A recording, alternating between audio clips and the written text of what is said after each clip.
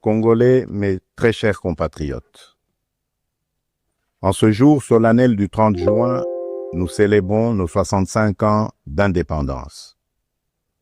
65 ans d'un cheminement audacieux amorcé le 30 juin 1960, lorsque notre peuple, uni par une aspiration irrépressible, a revendiqué son droit inaliénable à la liberté et à l'autodétermination.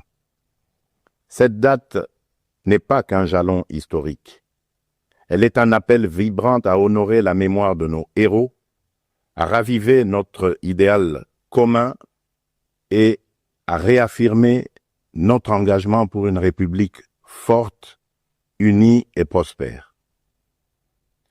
En ce jour de souvenir et d'espérance, j'honore la mémoire de nos pères fondateurs, Joseph Kasavubu, Patrice Emery Lumumba, et de tous ceux qui, souvent dans l'anonymat, ont offert leur vie en sacrifice pour rendre possible l'idéal d'un Congo libre et maître de son destin. Leur courage est le socle de notre souveraineté, leur vision, le flambeau de notre avenir. Mes très chers compatriotes, aujourd'hui, notre célébration revêt une portée exceptionnelle. Il y a quelques jours, à Washington, sous l'égide des États-Unis d'Amérique, la République démocratique du Congo et le Rwanda ont signé un accord de paix historique, un tournant décisif pour mettre fin à un conflit qui, depuis près de 3 décennies, a semé la désolation dans l'est de notre pays, causant des millions de morts et de déplacés, en particulier dans l'est de notre territoire. Cet accord signé par les ministres des Affaires étrangères de nos 2 pays lors d'une cérémonie solennelle présidé par le secrétaire d'État américain, M. Marco Rubio, reprend les acquis de la résolution 2773 du Conseil de sécurité des Nations Unies et ouvre la voie à une nouvelle ère de stabilité, de coopération et de prospérité pour notre nation, pour la région des Grands Lacs et pour l'Afrique tout entière. Je voudrais exprimer, au nom du peuple congolais, notre profonde gratitude aux États-Unis d'Amérique pour leur engagement déterminant en faveur de la paix. Nos remerciements les plus sincères vont au président Donald Trump pour son implication personnelle dans ce processus de pacification porteur d'espérance. Son leadership a permis de réunir les partis autour d'une vision commune. J'adresse également mes vifs remerciements à l'État du Qatar pour ses bons offices, et particulièrement au Cheikh Tamim Ben Hamad Al Thani, dont la médiation discrète et efficace a contribué à rapprocher les positions et d'ouvrir un dialogue sincère entre notre pays et le Rwanda.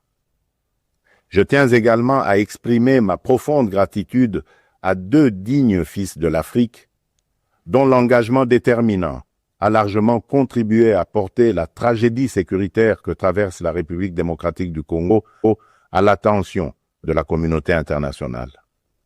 Grâce à leur implication active dans le processus de Luanda et de Nairobi, son Excellence João Manuel Gonçalves Lourenço, président de la République d'Angola, et son Excellence Uhuru Kenyatta, ancien président de la République du Kenya, ont su mobiliser les consciences et renforcer la visibilité de la cause congolaise sur la scène régionale et internationale. Cet accord n'est pas seulement un document. Il est une promesse de paix pour les populations de Goma, Bukavu, Rutshuru, Masisi, Nyiragongo, Lubero, Ituri et de toutes les localités martyrisées par la guerre. Ce processus diplomatique s'articule également avec les discussions en cours à Doha, au Qatar.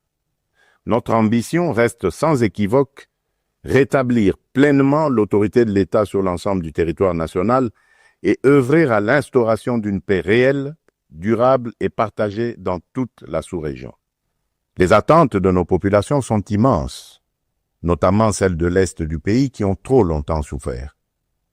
Nous abordons donc cette ultime phase du processus avec détermination, dans le respect de notre souveraineté et des aspirations légitimes de notre peuple. Les prochaines étapes devront aboutir à la démobilisation, la réinsertion conditionnelle et au cas par cas des ex-combattants à travers le PDDRCS et enfin à la reconstruction des régions jadis affectées par les conflits armés.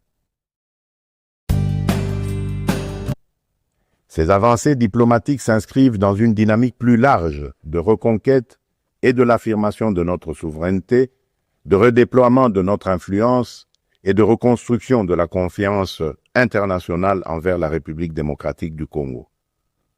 Elles font écho à notre récente élection comme membre non permanent du Conseil de sécurité des Nations Unies pour la période 2026-2027, une première depuis 34 ans. Ce mandat n'est pas un honneur protocolaire. C'est une responsabilité politique et morale que nous porterons avec dignité en faveur de la paix, du multilatéralisme et des intérêts du continent africain. Mes très chers compatriotes, l'accord signé à Washington ouvre des perspectives inédites. Il augure une ère de paix durable, de coopération régionale et de prospérité partagée. Il nous engage à reconstruire nos communautés, à revitaliser nos économies et à restaurer la dignité de chaque Congolais. Mais cette paix, aussi précieuse soit-elle, reste fragile. Elle exige de nous tous, gouvernements, citoyens, partenaires internationaux, un engagement indéfectible pour sa consolidation. Nous continuerons à exiger que justice soit rendue aux victimes et que les responsables des atrocités répondent de leurs actes.